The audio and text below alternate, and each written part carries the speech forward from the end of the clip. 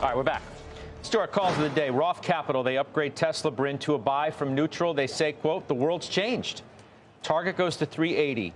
Now, the target was also moved higher today at Stifel.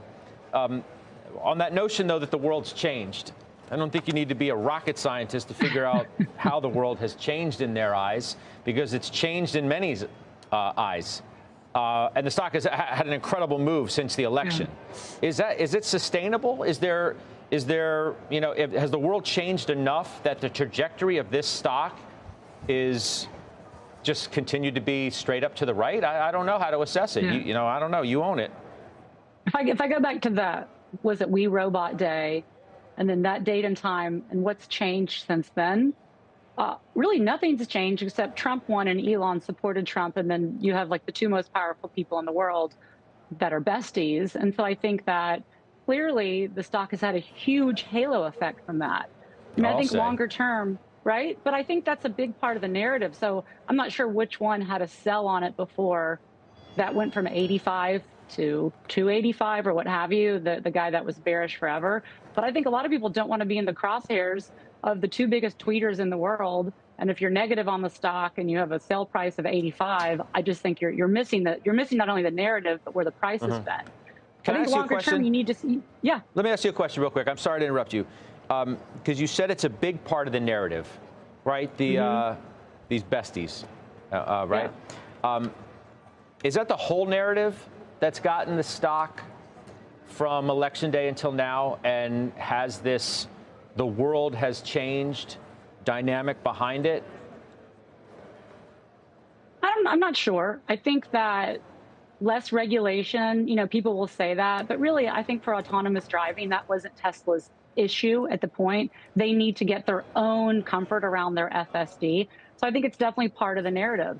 I think longer term, Optimus is really interesting. I don't think anybody had Optimus in their numbers a year ago.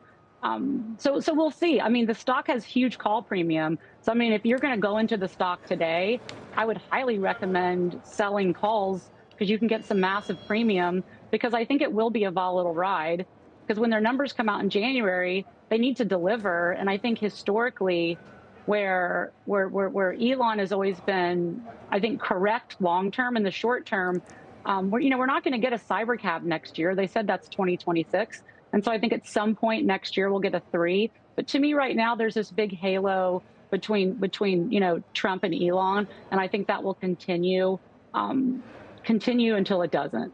Yeah. I mean, I think there was a downgrade. Somebody downgraded it last week. And I think my reaction to that was, good luck. Good luck with that. Yeah. What are you doing? Right? I mean, you used to have this. We used to have it. Look, the momentum. You want to get in front of the momentum that's there now? It rebuilt itself so rapidly, and you could clearly say, okay, it was attributable to President Trump winning the election and the relationship with Elon Musk. But whatever the reason behind it, the momentum right now in Tesla is arguably one of the strongest momentum conditions you're going to see in an S&P 500 stock. Yeah, you could respect the trend, respect the momentum. Yes. I think the return Musk got on whether he put 100 or 140 million into the campaign in terms of his increase in wealth in the stock price.